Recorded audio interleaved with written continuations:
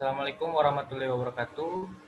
Baiklah, kami dari kelompok 6 akan mempresentasikan hasil diskusi kami yaitu tentang peradilan pajak. Baiklah, pertama kali saya akan memperkenalkan anggota kelompok 6 yang terdiri dari 4 orang. Yang pertama Ilham Suryadi, saya sendiri sebagai moderator. Yang kedua ada Indri Octavia sebagai pemateri. Yang ketiga adalah Jemi Juanda sebagai pemateri. Selanjutnya adalah Tifa Octavia Gunanda sebagai pemateri. Baiklah, langsung saja materi pertama akan dijelaskan oleh saya sendiri, Ilham Suryadi. Lembaga Keberatan. Lembaga Keberatan Pajak merupakan lembaga penyelesaian sengketa pajak yang berada dalam organisasi di Direktorat Jenderal Pajak dan merupakan perwujudan dari pasal 25 Undang-Undang KUHP, pasal 15 Undang-Undang PBB, pasal 16 Undang-Undang PBHTB, pasal 31 ayat 2 Undang-Undang PP, dan pasal 48 ayat 2 Undang PTUN. Dalam melaksanakan tugas penyelesaian sengketa, Lembaga Keberatan Pajak terikat pada Peraturan Pemerintah Nomor 80 Tahun 2007. Keputusan Menteri Keuangan Nomor 194 PMK 03/2007 dan peraturan serta surat edaran Direktur Jenderal Pajak Nomor ber 49/PJ/2009 dan nomor SE 02/PJ/2007. Keputusan Lembaga Keberatan Pajak berupa menerima seluruhnya, menerima sebagian, menolak dan menambahkan besarnya pajak yang kurang atau lebih bayar sebagai yang ditertuang dalam surat ketetapan pajak atau SKP. Baiklah, selanjutnya akan dijelaskan oleh Indri Octavia. Kepada Indri, dipersilakan. Untuk materi selanjutnya yaitu Majelis Pertimbangan Pajak. Undang-Undang Nomor 14 Tahun 2002 tentang Pengadilan Pajak, pemerintah secara sah telah membentuk Pengadilan Pajak sebagai badan peradilan yang berwenang memeriksa dan memutus sengketa pajak. Seiring dengan hal itu, pemerintah mencabut pemberlakuan Undang-Undang Nomor 17 Tahun 1997 tentang Badan Penyelesaian Sengketa Pajak atau BPSP.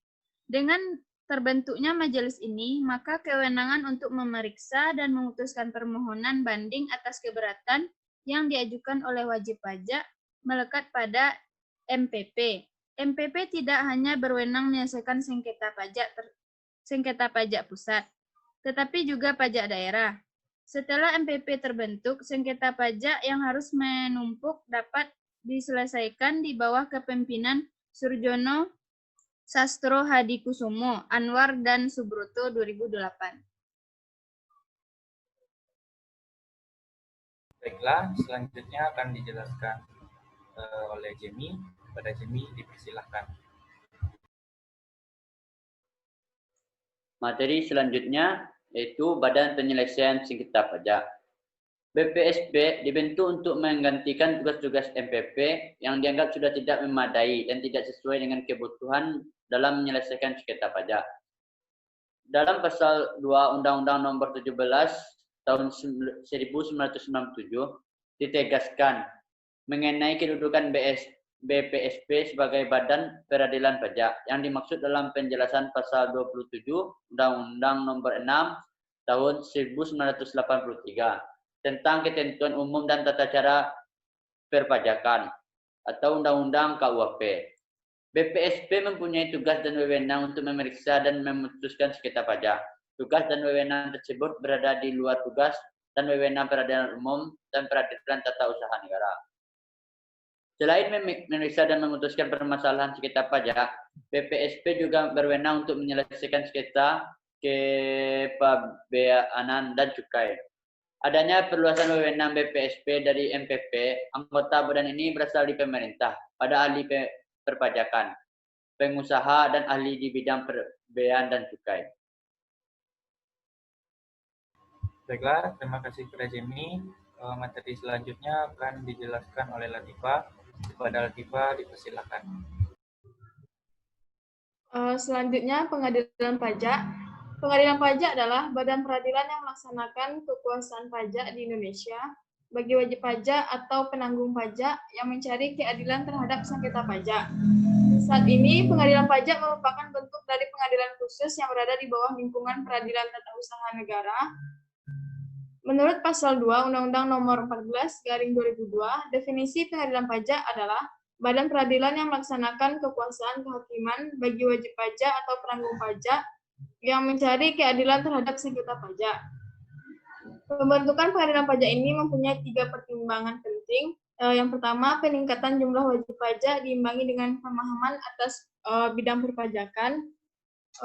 Selain itu, otoritas pajak juga semakin sadar akan pelaksanaan pemerintahan yang baik. Kedua, semakin dibutuhkan wadah untuk menyelenggarakan pajak dengan prosedur dan proses yang cepat, murah, dan sederhana. Yang ketiga, dibutuhkan badan peradilan yang baik untuk memutus sengketa pajak yang menghasilkan putusan yang berkekuatan hukum tetap. Baiklah, terima kasih kepada Latifah. Sekianlah hasil diskusi kami. Apabila ada salah kata, saya mohon maaf. Saya sebagai moderator pamit undur diri. Assalamualaikum warahmatullahi wabarakatuh.